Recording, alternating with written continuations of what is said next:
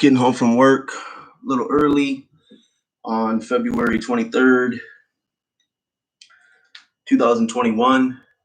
Sunshiny day. Tomorrow, Wednesday, I'm supposed to go pick up the rest of my belongings from my son's mother's house, apartment. And she's not responding to my messages, and she made a public service announcement about me.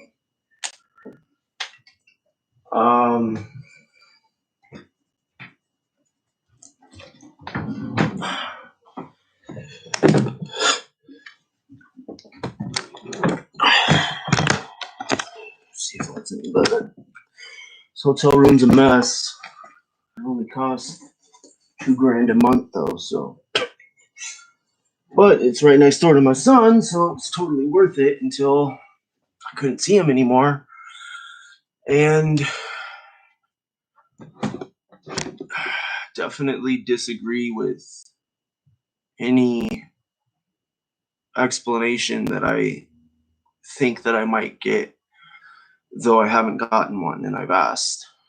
Obviously, it's my only child. I never thought I wanted to be a father, and that's part of why I'm recording this video right now as Cameron Adams. I go by Cam, but I was born here in Washington, raised on Whidbey Island for the past 20 years. I'm 28. Parents are still happily married, and we had a really good childhood. In fact, I just wrote a small, brief summation of my life events that I'm more or less proud of and glad that happened. And I wrote it in juxtaposition with everything that I'm not proud of. And so I revisited a hell that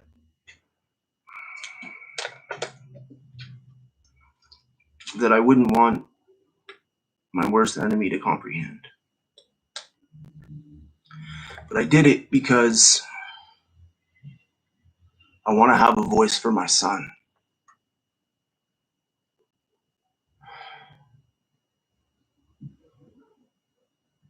Wanting to have a voice is one thing. But when you want to have a voice over something that is so profound, being a father's changed every aspect of my life. It's pre-music and post-music.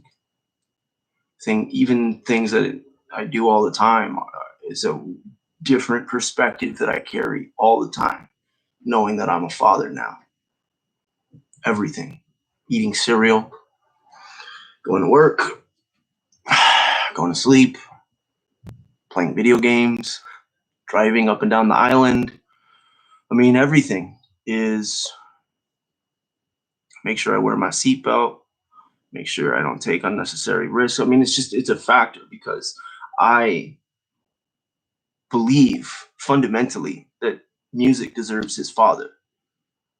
I want to play the role that I was born to play. And that's just be dad. Kids were something I never thought that I wanted. And on January 2nd, 2020, Mandie Starets-Foote came over to my house and sat on the edge of my bed and just sat there.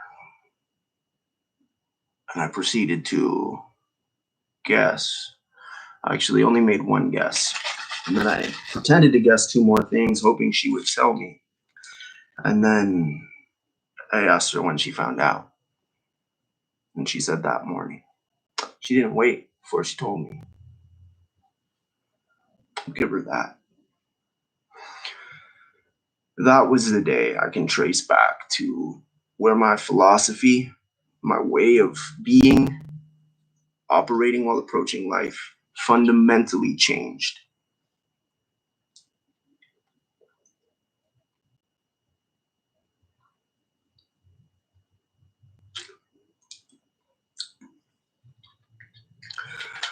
I haven't seen my son now in a week and a half. He's going to be 6 months old on the 2nd, technically, but he was born August 31st. Muzikal Ryan Adams. I hope. I'm really rethinking. I know he's my son, but I'm retracing back at least the last 6 months since he was born, because I'm realizing I don't know who his mother is. And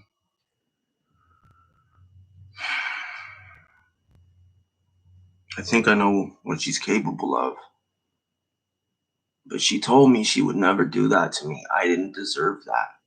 She said I wasn't like the other guys. They didn't deserve their children. That's what she told me. And she said, I do. I'm a good dad. And that was right before she went to California, saying she was having postpartum depression. She told me she was leaving in an hour, and I mean, I should go back. We met in recovery. I had 2 or 3 months sober, and she had just came into the hall that I considered my home group, and I couldn't take my eyes off her. I don't remember her looking at me once. I didn't even think she saw me. And then later that week, I went into a store, and she was working there, and she gave me her discount and said she was kind of new to the area and asked if I wanted to get together. And at the time, I was keeping to myself very much. I think I actually had 4 or 5 months sober. I was trying to attain and maintain a life of recovery again after going into inpatient in Olalla, Washington in 2018. And this time I wanted to do it differently, and I was real serious.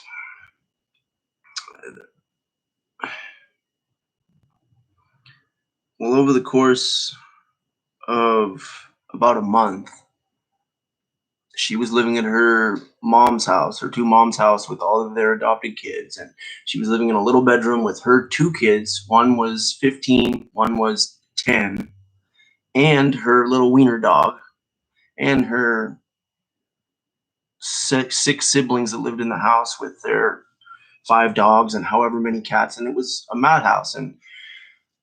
And when I realized that I wanted to continue pursuing this relationship for whatever reason, looking back, I can speculate it was for a whole bunch of reasons. I was lonely. I genuinely liked this woman, and I'd never been with anyone who had kids before. And that's a huge part that played a role in all of this, I believe.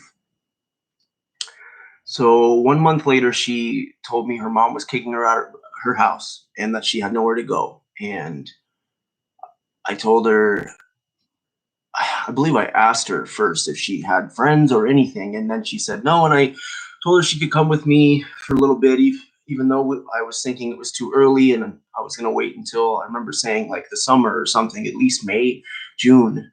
And here it was, January maybe, or maybe it was December, January. It was in there of 2018. So we met in November 2018. And two weeks later, she said her mom wasn't going to let both of her kids live at her house anymore. And so she had to either had to live with her, or she was going to have to go be homeless, she said. Well, she didn't say homeless. She said go to a shelter. Obviously, I didn't let that happen. And that was a mistake, because I bit off way more than I was ready for. And it's not the only reason that I eventually relapsed, but it is a huge contributing factor. I didn't know myself well enough. I wasn't strong enough in recovery yet. I didn't have enough experience with a relationship with somebody who has dependence. There's a whole bunch of factors. I've spent a lot of time soul searching and critically writing and reading what's happened over the past year and a half, essentially. And I figured to record a video right now while I have this feeling that I've had the whole relationship, but it's really back and it's pronounced now. And it's an intuitive feeling that things are not good. She won't respond to me. Who knows? My two close friends have shared stories about sponsees that they have through the recovery program we're in. And their sponsees had partners, wives or partners that put them through the ringer and filed restraining orders for seemingly no reason, and were granted them and kept the kids away from them. And I never thought that I don't want to believe that Mandie would do that. Granted, if I like to think that I'm pretty honest, and that includes when I'm doing things I shouldn't be doing. I can never keep doing them for long because I can't stand a guilty conscience. Fortunately, I don't have to worry about that today. I can look in the mirror and I know the checks and the balances. And there are some checks. But the balance has been clean for longer than music has been on this earth. And I will keep it that way. And I also believe that Mandie is a great person. She's really smart. She's independent. She's successful. She's a really hard worker. She's provided for her children. These are all positive assets that drew me to her.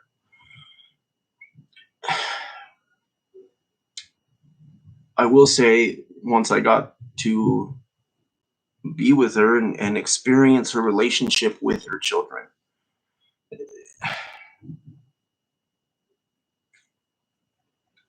the only time we do anything together is if we were all doing something together. I mean, she wouldn't. I remember going with my dad or my mom on trips or just to the store and, anything. Go out, see a movie. We would go bowling. Let's go walk on the beach. Let's go do a hike or a family thing, whatever. And we never did any of that. I initiated some of it, as much as I could while they were living with me there until it got so bad.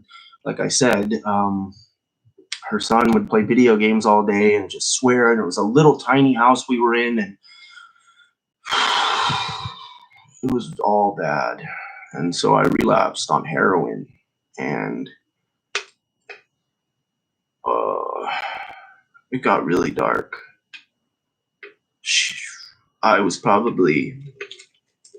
an asshole, like I am when I'm using and lost. And she was essentially, I don't know, it was like she was used to it, or I think she's been with some guys before. In fact, I know. I ended up finding out. I mean, she told me.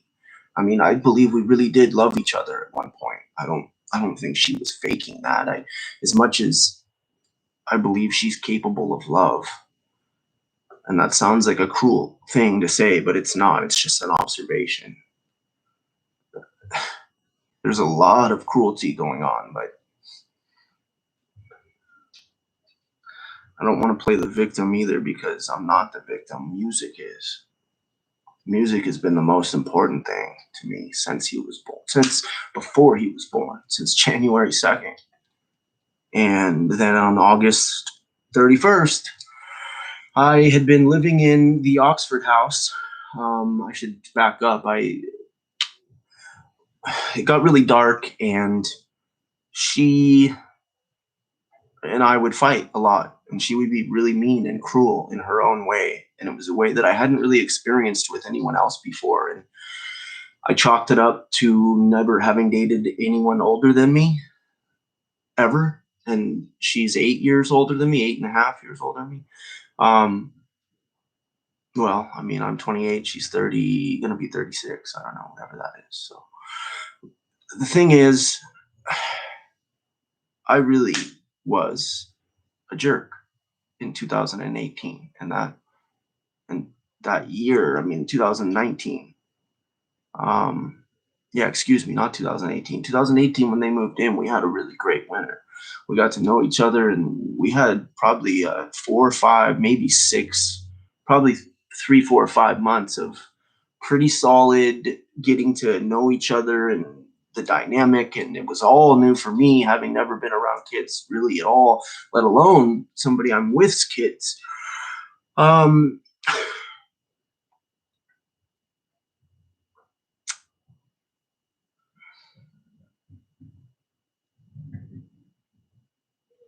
I can't say I don't have any regrets, but I also can't say that I haven't learned.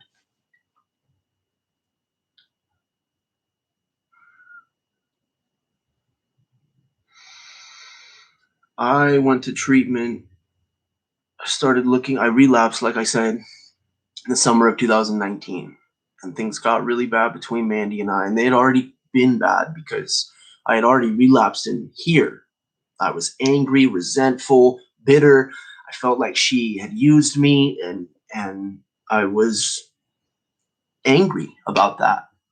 And when my attempts to try and understand it and get resolve didn't go through, eventually I got frustrated and relapsed, and then all bets were off and I lost myself. Couldn't sleep, I couldn't eat. I was really sick and was going in and out of lucidity. I remember that. And I remember one day, I don't know if it was the same day or not, to be honest, but in the morning, I had 2 showers, 2 bathrooms, and I think I told her to go out and sleep in the couch for some reason, and I'm assuming it was because she was being relentless about attacking my sexuality, because that was usually, that was one of the general themes of the abuse, but just calling me a sissy and a pansy and a faggot. And that morning, she had promised me she'd never call me a faggot again. And that morning, she, instead of showering in the other shower, she came into the master bedroom, went into the shower, and proceeded to scream at the top of her lungs, "Faggot, faggot." And so finally, I got up and went in there, and I threw a cold cup of water over on her, and went and got back in bed, and then she got even nastier. And she came out of the shower and tried to squirt me with the thing, got it fucking everything wet. And then I was laying on the bed, and so then, she was cleaning out of the bathroom. I remember that, and I got up, and she went back into the freaking shower, and I opened the door and tried to grab the shower head from her. It was on it's on one of those things that's hanging there, but this one was metal, and it was probably this big. It was as big as a head, and it was heavy, and she's holding it, and I'm trying to grab it from her. And then when I got it, I was so angry that the things that she was saying, and I just swung it, and it hit her right in the face. And so I hit her that day, and I broke her nose. And I didn't even know it for minutes, because I was hysterically crying before that happened, and was pretty much emotionally not in a good place, and not there, and neither was she. And when I finally realized the severity of what happened, I got her to calm down as best as I could, to put pressure on it, got a cloth. I helped to get her dressed, and I drove her to the hospital. And I don't remember what we said. We told him it was the shower thing. I think we said it fell off the thing and hit her or something stupid. And I remember going there where she had to have reconstructive surgery on her face, to the doctor's office in Ballard. And I made sure I stayed sober for that.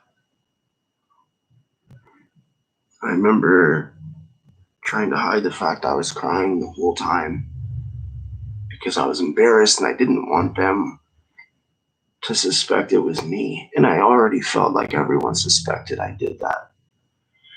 And I had already given up comforting myself, if I could even do that at all, by telling myself it wasn't intentional. I didn't intentionally break her nose. Well, I intentionally swung the shower head carelessly enough and knew that it would probably hit her with disregard enough to not think it through. There wasn't a whole lot of thinking on either side. It was a real wake-up call. I still couldn't get sober, but I tried. I was trying now, and so I became even more miserable because I've battled heroin now for about 10 years, 3 times, and I've been in recovery from it 3 times. This is the 3rd time. I've been in little bouts of sobriety, of course, and it's not like I've been on heroin for forever, and I don't shoot up. I mean, and I haven't done heroin since March 17th of the last years. I got almost a year coming up. And that was a 1-day, real desperate relapse. But it was definitely a relapse. Unfortunately, it didn't have to last long before I went to my doctor and said, okay, I want to get back on Suboxone again, because I was trying to do it without Suboxone, and successfully for, 4 months since I got out of treatment. Because when I had relapsed in 2019, and after I had broken her nose and asked her to move out because it was not good, she went and got an apartment. And one day I was so gone, I remember I was throwing her stuff out of the bedroom window. And I was crying, and I had punched a few holes in the walls, and I was just tearing things apart because I felt like that on the inside. And she got there. I didn't even hear she was there. And what I believe happened was I threw a desk. I think what hit her was the chair. And she walked in the room, and I told her to leave, and she wouldn't. I said, it's not safe for you here, and I don't want you here. Your kids should not be here, and she wouldn't leave. And I just kept throwing things. I should have left at that point when she wouldn't leave. I don't know. I wasn't thinking. Somehow the chair, a computer chair, with the wheels, somehow it hit her leg, and in such a way, I remember it caused a huge lump, and then it turned into a huge bruise.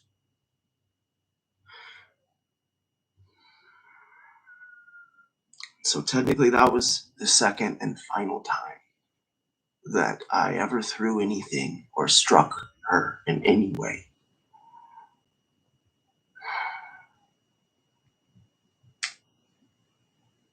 I bought her a brand new iPhone to replace the one that I broke when she threatened to call the cops because I was smoking heroin.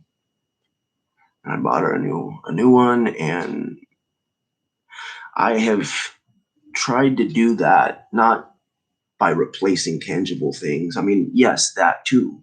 I've tried to make right. I've been living amends. We were supposed to move to Hawaii together. This has been a goal since treatment, it's been a goal of mine for a long time. And it never happened. But once I finally got into treatment, I went to Yakima in November of 2019. And November 11th would have been my sobriety date. But like I said, I relapsed in March 16th of 2020, last year. But that's neither here nor there, because what I learned in that treatment, I went back to the place I went for the very first time. I went to treatment the first time when I was diagnosed with the disease of alcoholism and addiction. I was 13 years old, and I had already gotten in enough trouble. My parents were worried about me, and they sent me to not Olala, Sundown, to Sundown M Ranch in Yakima. And since then, I'd been to 5 other inpatient rehabs for drug and alcoholism. And throughout, I had 2 experiences with recovery. Once when I was 21 for almost 2 years. It was my first real experience. And then again, when I was 25, maybe 25, 26, a few years ago.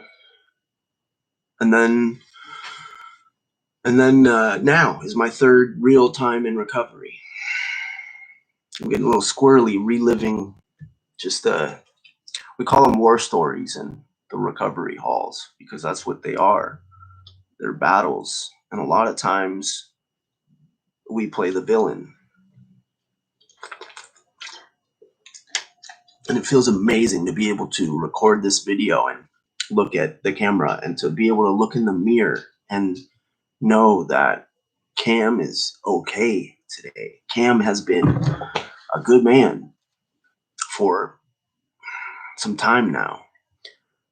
And I truly believe Mandie will see that and that she won't hold on to this vengeance and this resentment that she has against me, justified as it may be, to set me up and attack me, and not only attack me with the truth, but to attack me with lies.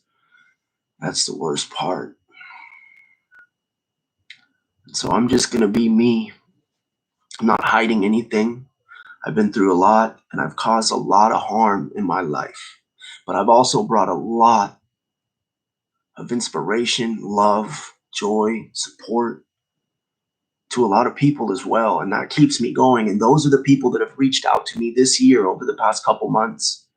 And just this past weekend, after Mandie posted a public service announcement about me, I've had a few people reach out to me that really helped pick me up and let me know, hey, I see you and you are doing you and you are doing well.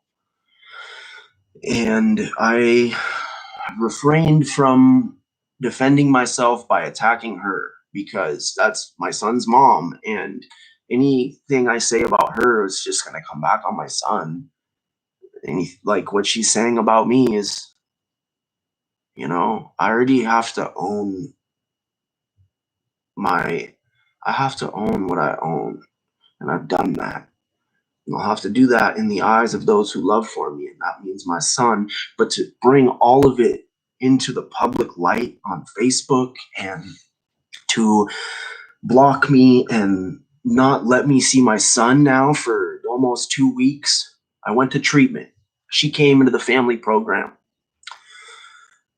This was, like I said, November 11th, 2019. I was there for a month. It was a 28-day program. I was there for 36 days. I got an extension for 1 week. During the first week I was there, I relapsed. My roommate had heroin and I was sick, coming off of Suboxone, trying to be clean without anything. And my room smelled like heroin every time I go back in there. And so on the 3rd day, I said, all right, dude, fine, give me some. And I smoked some. And then I felt awful for 2 days before I was going to go turn myself in. And then there was a knock in the morning, like 8 o'clock, and administration wanted to talk to me because they had already gotten wind of my roommate's ridiculous decisions, ridiculously harmful decisions. And so because I chose to get honest, and it took me a minute, I was raised to believe that we don't snitch. And fortunately, a cool little older lady, Patty, just sweetheart of a lady, but also she won't take no gruff, and she'll give it to you how it is. And she had told me, you'll never regret doing the right thing. Why are you protecting this person? Is it for them? Is it because you're honoring a value that you have? Or is it because you're holding on to what essentially you're here to shed. And so that made me really think. And I realized that somebody who brought the evil into what is supposed to be a place of recovery, resilience, growth, change. I told him who it was, and over the next month, things just, my higher power, not things, the thing, capital T, made itself known. The universe was once again with me, and I with it, and I was enjoying talking to people again, which is one of 3 or 4 things that my disease robs me of, it's like the opposite. Things that really give me love and intense joy and passion, and the opposite is the things that the disease of alcoholism and addiction takes away and provides this emptiness and void that's even worse because I experienced this life, and then when I'm over here I know how good it can be, and that's no way to live. I consider that a blessing, because today I can weigh all of this against now what is more and more of a past of evidence showing that in order to maintain any sort of a spiritual life, any sort of a way of being that I can be proud of, would be great, but at least not regret. That would be success to me. And as I said, I remember the checks and balances since I got out of treatment. And there are some of both on both her and I's side. But since, no but. She did the family program with me for 5 days over there, and it was great. It was a therapy condensed. It was probably 6 hours of therapy condensed in 3 days. But then it was a 5 days. I mean, we had a couple days to ourselves, and that's where the musical started. And I wasn't supposed to be I wasn't supposed to be able to compose at that time because of the meds they have me on in the treatment facility. Coming off of Suboxone actually makes you more capable of producing, composing. However, she was on blockers, and I did ask her specifically, and so somehow the best thing that was ever going to happen to me happened. And I wouldn't find that out until, well, I wouldn't find out for another almost month. I knew I was trying to get into an Oxford recovery house because I did not want to live in that same house anymore. That was not a good place for me. I didn't want to live alone. I wanted to really approach recovery differently this time. And that means that, I mean, I was willing, and I still am. I had to become willing to take the suggestions that for one reason or another, I thought I knew better, or I thought didn't apply to me, or I thought there was an easier, softer way, but there is not.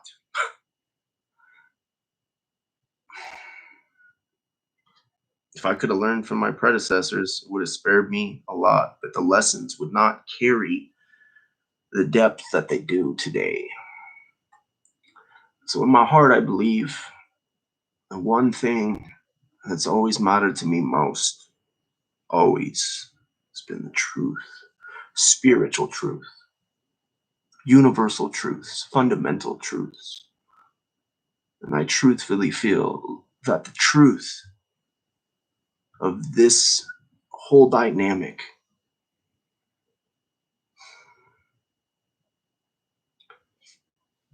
if left to proceed forward based on everything that's already happened between music and his parents, Mandie and I, we would be getting along still. I would have him on the weekends and Wednesdays, and I'd be buying diapers and wipes and giving her some money every month. Things would be moving along like they had been up until a week and a half ago, aside from when she went to California, which really broke me up because I didn't understand why she dropped out of our couples counseling. I guess I'm getting ahead of myself, and here we are 40 minutes in, and I really gotta go move the rest of this stuff into the shipping container that I bought so we could move all of our stuff to Hawaii. And in fact, yeah, it's telling me to get a move on. Well, I believe that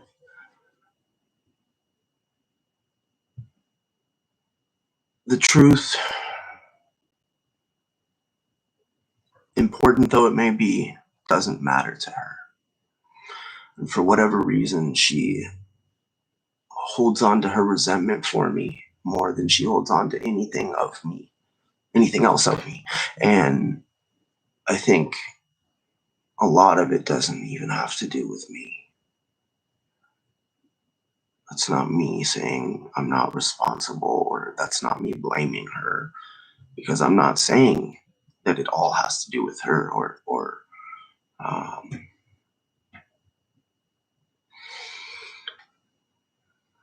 I believe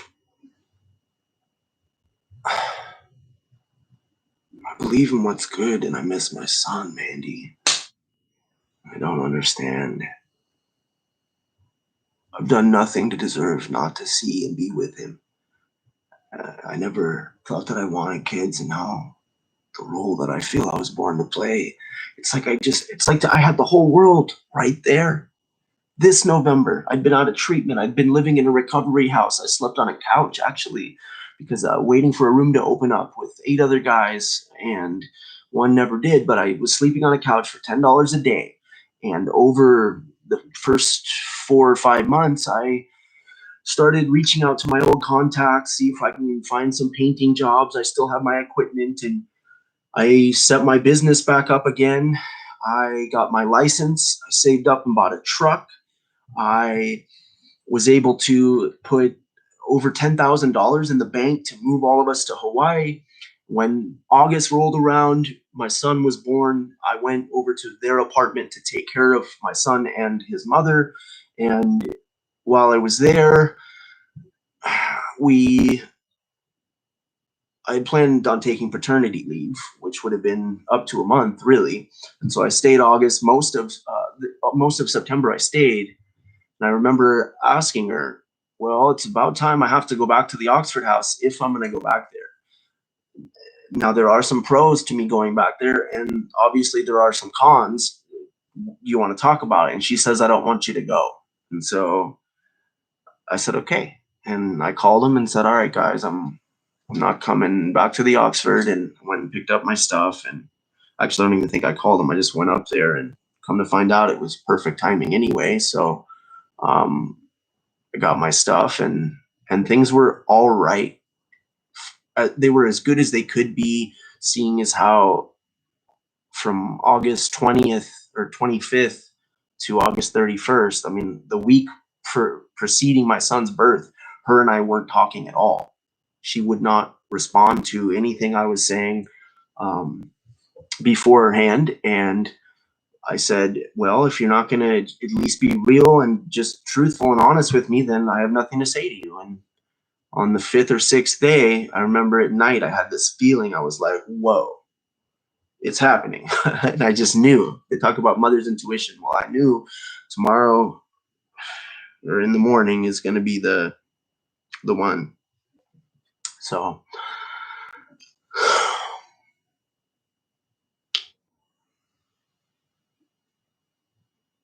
even as I'm recording this, my mother sent me a snapshot of something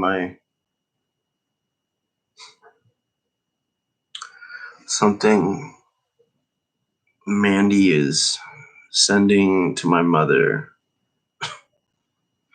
I don't understand. She says, well, Scott can't come to the apartment. Okay, well, he's driving the U-Haul. Jared's coming to the apartment with me. That doesn't matter. I'm just getting the rest of my stuff. We don't have to say anything. I'm going to record the whole thing like I have everything else this year, because she's been every day attacking me, calling me narcissistic, calling me abusive, calling me not fit to parent, calling me all these lies that, first of all, the narcissism thing is something that I have said to her on multiple serious occasions in couples therapy type stuff. So for me to have chosen to move out in November, when I moved in after, August came around and we had problems and things hadn't changed, and I could not get a family meeting going to save my life. And I couldn't get an RC therapy session going between her and I, so we could just talk. We wouldn't talk at all. There was no communication, and there was no structure with an 11-year-old slightly autistic child who is just a whole handful of love and energy, but a lot to be around and to raise. I got to give it to Mandie. She is in chaos most of the time because of that environment. Joey, bless him, has a job now, but other than that, he spends copious amounts of time playing video games, Fortnite, Call of Duty, whatever. And we're talking 15 hours a day on average, and throwing in his controller, swearing. And when I would try and say that's a problem, I wasn't allowed to have a voice.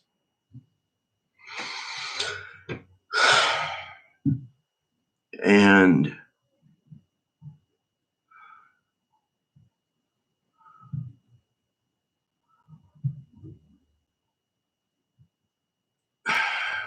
I kept it together enough, and I was sober, and I was still going to meetings and therapy once a week. And my therapist and I decided couples therapy was something that I could comfortably assert was needed if I was going to continue saving and planning and putting all this energy into moving the 5 of us to Hawaii.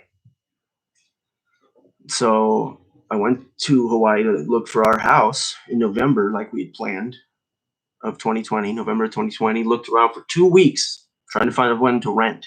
Nobody would rent to either her or I because of both of our criminal histories. So that was very discouraging, and my family saw that and offered to help us in the form of a loan on top of a mortgage. And I was blown away. I felt like it was such a validation of the way that their son's life was right now. Sober, in a relationship with, just became a father, business owner again. I mean, more responsible, and just kind of a different dude.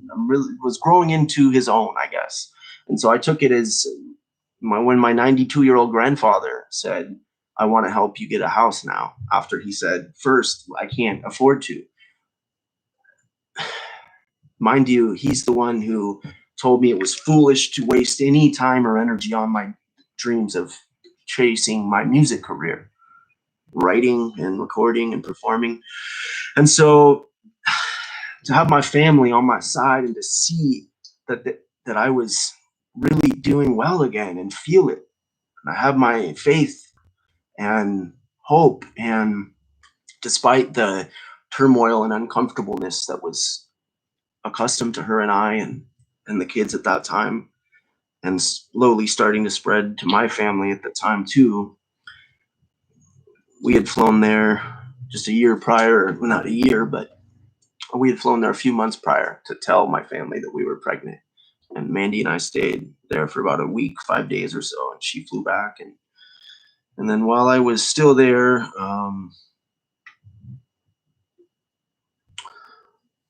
I stayed there for another couple weeks. And fast forward, so I'd been living, like I said, with Mandie in her apartment after my son was born, August 31st.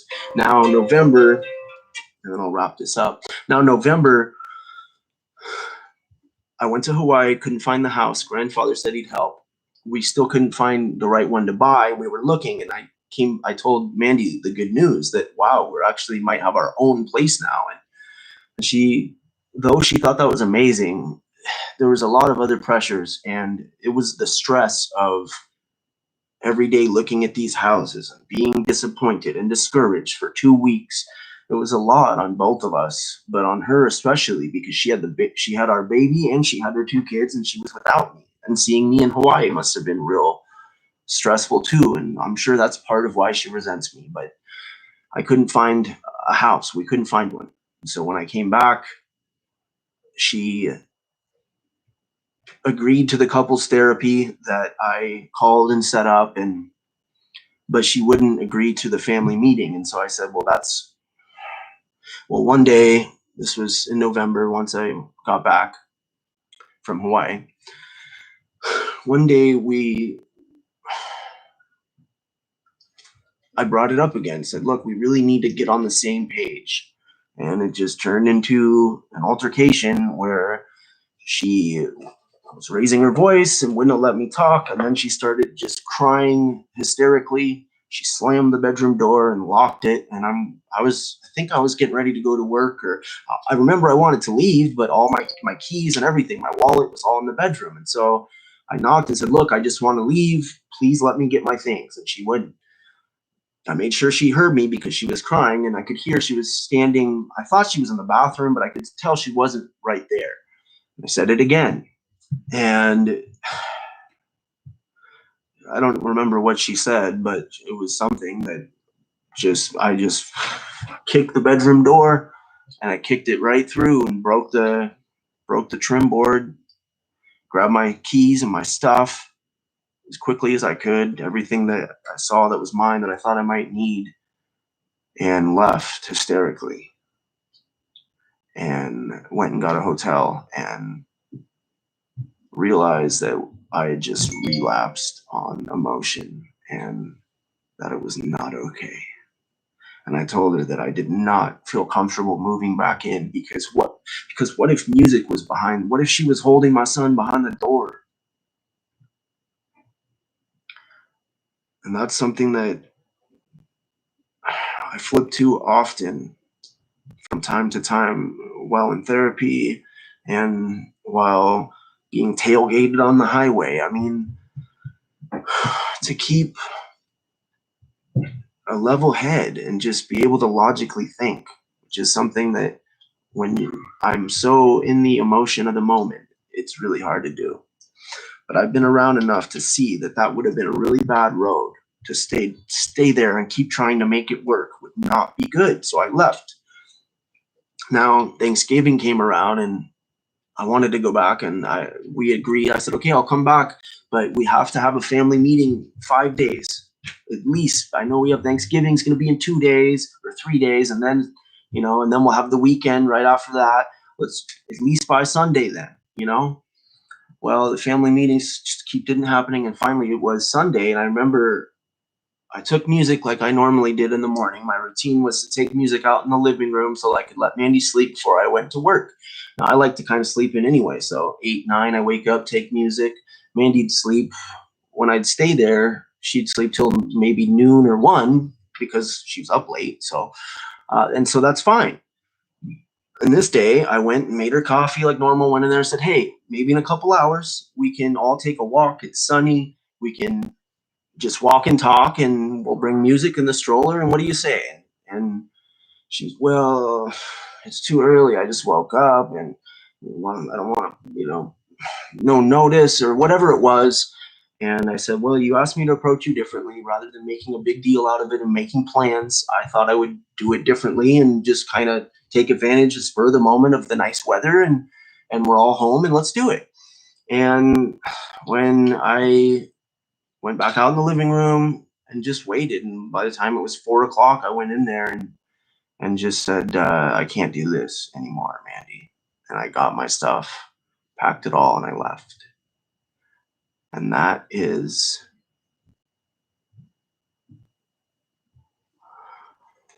how it went down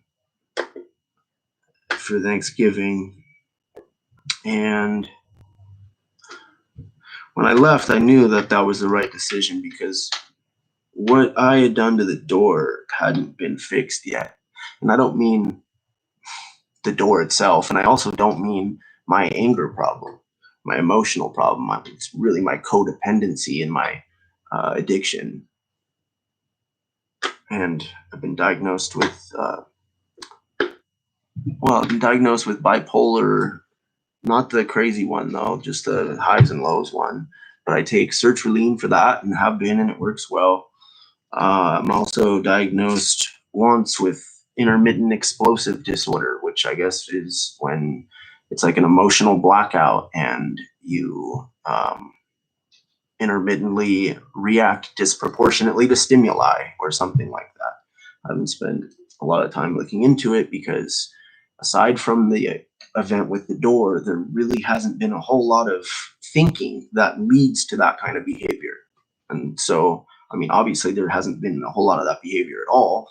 If there was, I'd be doing something completely wrong and I would understand why music wouldn't be allowed to be here. But the fact of the matter is that's not who I am. It's not who I've been for a long time. It's definitely not who I've been since music's been on this earth. And kicking that door in was my wake-up call.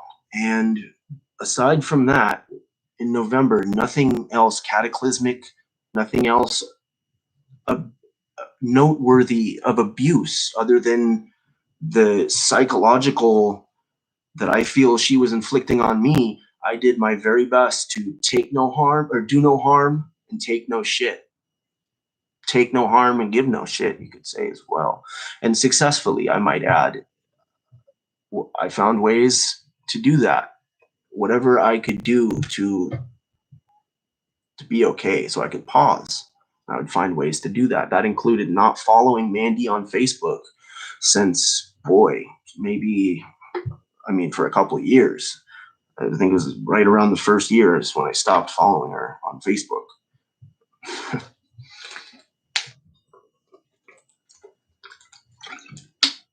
Well, I gotta go move music stuff, and I'm gonna be going to pick up my things from her apartment tomorrow.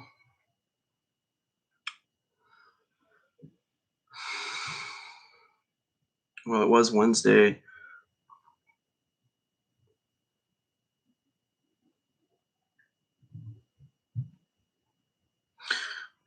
We said Wednesday first. Let's do that.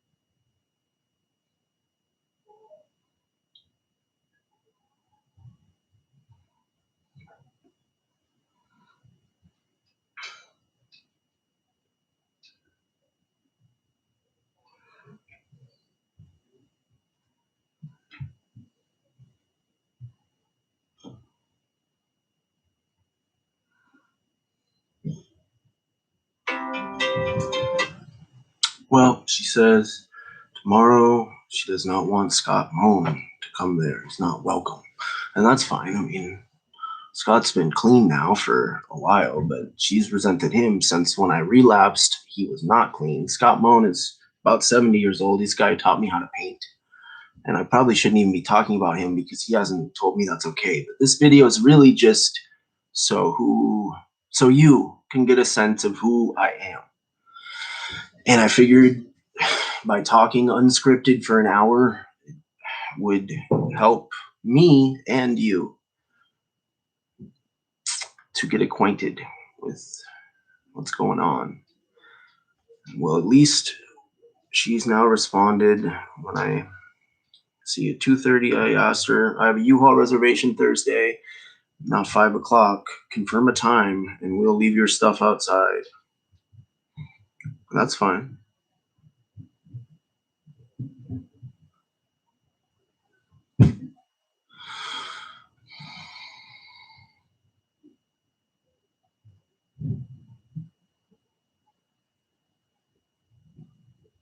Just told her I'll let her know when I know.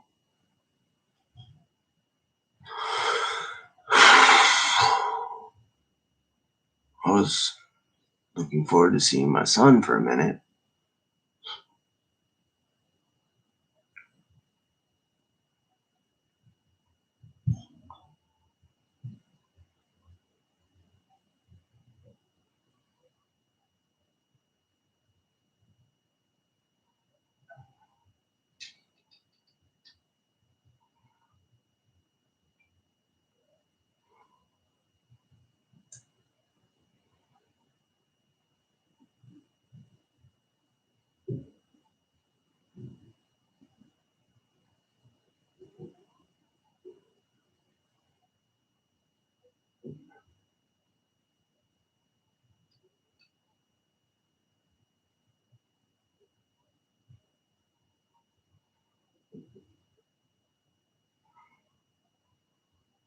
I just don't understand. I feel like she's being vengeful, and she's probably been burned by more than she has been burned by a lot of guys. And her story, I can hold no ill will toward the mother of my son.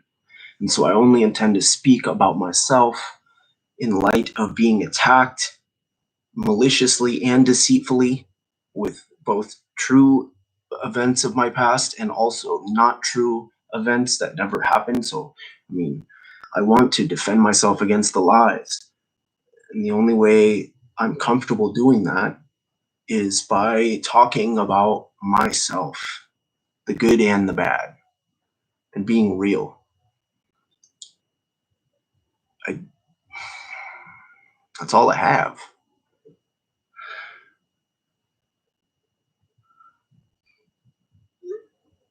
And so I'll ask her. It's Wednesday. We said Wednesday first. Let's do that. Why are you keeping my son from me, Mandie? You literally said you don't deserve what I did to the other guys. I don't understand.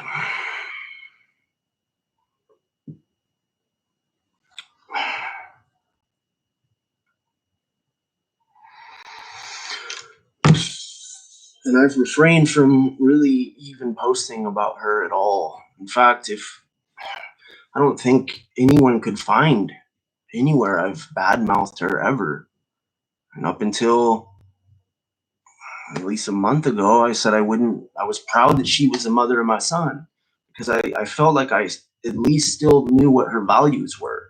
I might not have known who she was or what she really wanted as well as I thought as well as I would have liked. But I was comfortable for a couple months. We only went to 4 sessions, I think, so it was about a month. But she had dropped that and then said, I'm leaving to California tomorrow morning after the tires get put on my car, and I'll be gone for a couple weeks. I have postpartum depression and I need to get perspective or something to that extent.